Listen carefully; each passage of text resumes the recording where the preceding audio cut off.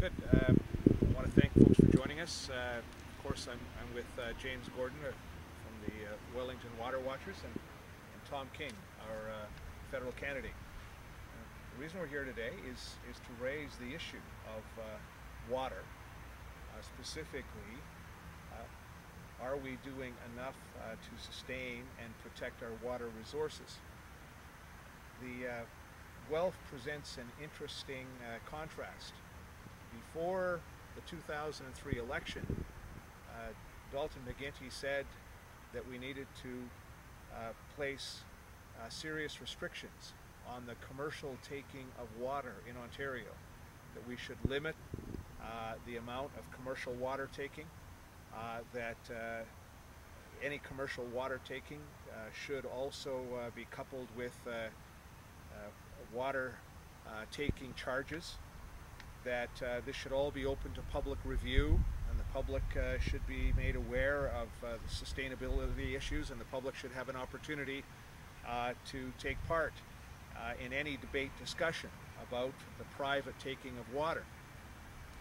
Well, since the 2003 election, the McGuinty government, with much chest beating and boasting, has implemented some legislation, and the legislation talks about nice things. It talks about the precautionary principle, but when you actually look at the terms of the legislation, it doesn't implement the precautionary principle.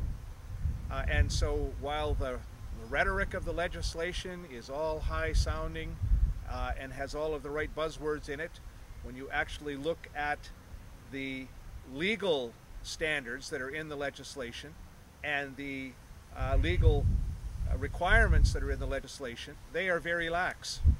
So under the legislation that has been passed, a large transnational corporation would still be allowed very large private water taking from aquifers. A large transnational corporation would be able to transfer water from one of the Great Lakes to great distances across the province.